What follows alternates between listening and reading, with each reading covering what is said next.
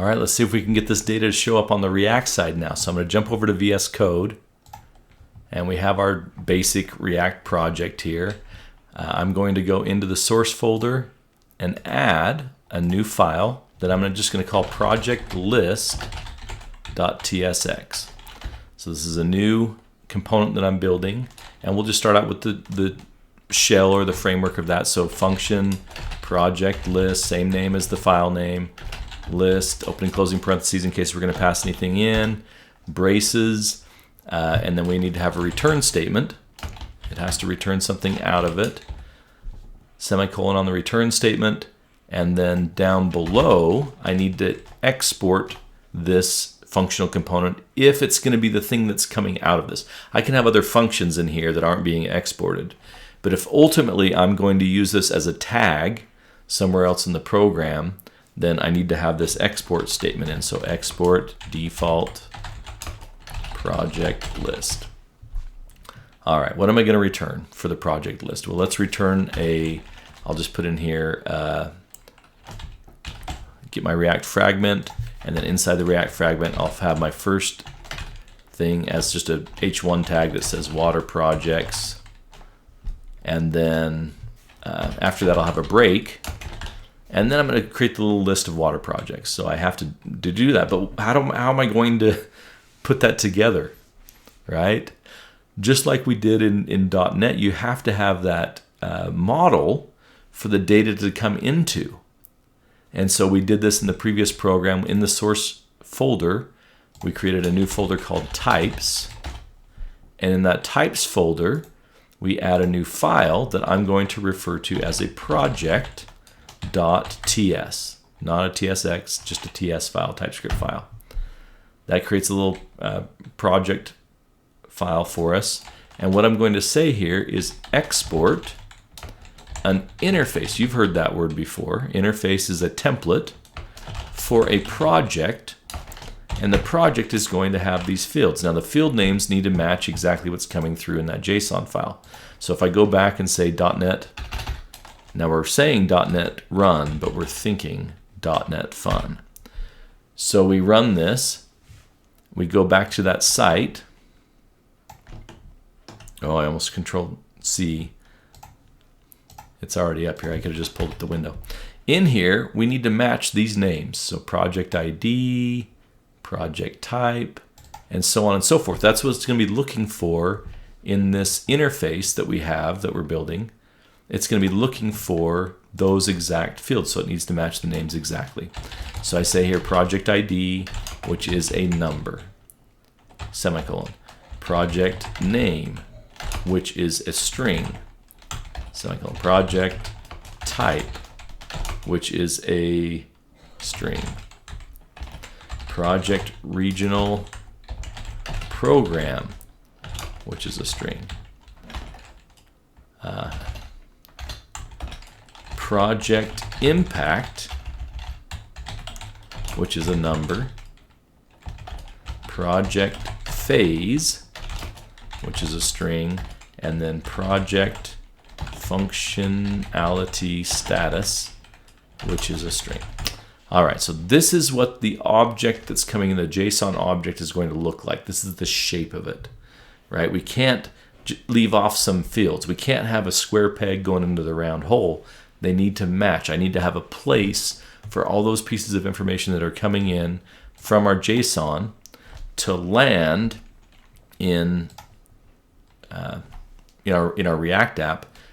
And so that's why we're building this little template. All right, so we save that. It likes it a lot better after the save.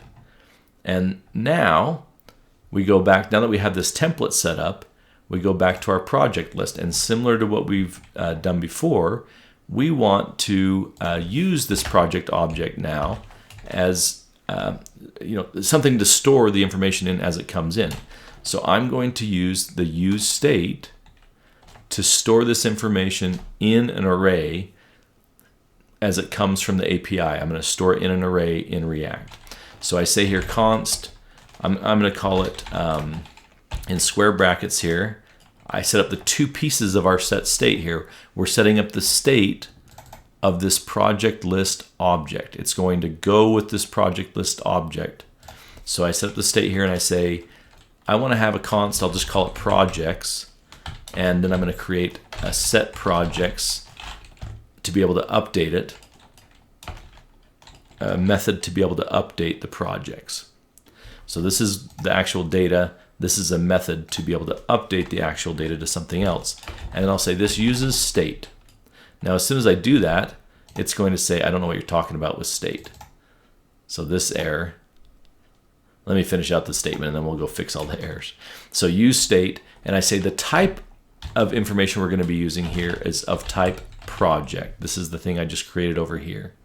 And in fact, it's going not to be one project, it's going to be an array of projects.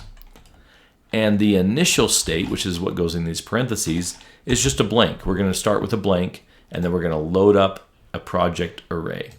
So the default is a blank array, and then we're going to eventually have a project array, which is what we're going to be using to load this up. Semicolon on the end. So it's not going to recognize some of this stuff. It doesn't know what a project is. And so if I go to the quick fix, it says, oh, did you want to, oh, it's not there as an option.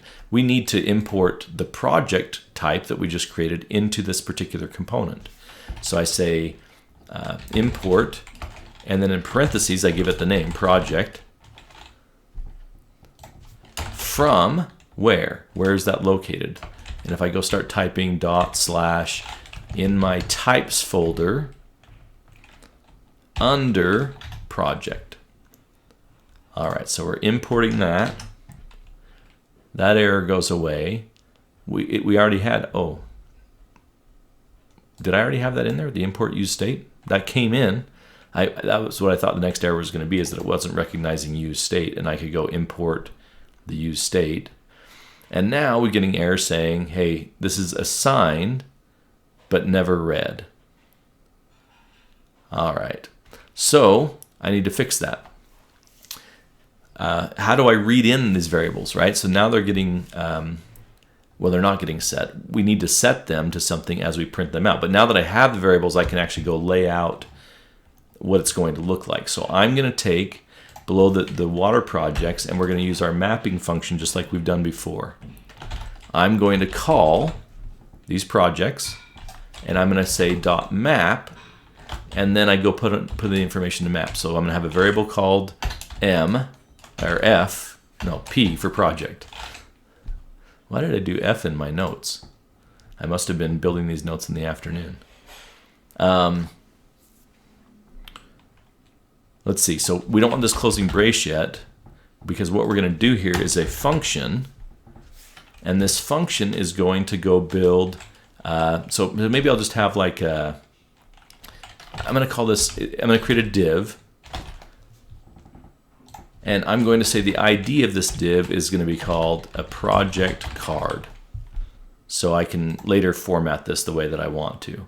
And as part of this card, I want to have an H3 tag that says the name of the project. So I'm going to say p.project name.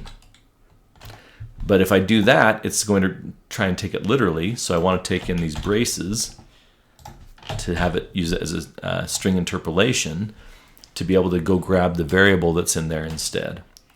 All right, and then after the project name, I'm just going to do like a little list. So I'm going to do an unordered list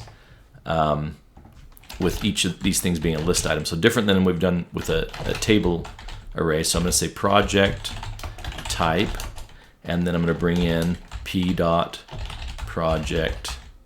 and you can see it's coming up here because it's basing it off that model that we created in the types.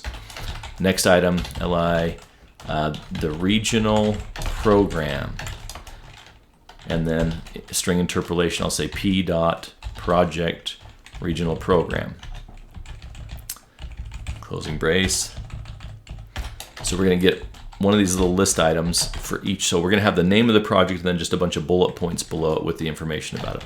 The impact, I'm going to say p.project impact, but then I'm going to add on the words after it, individuals served.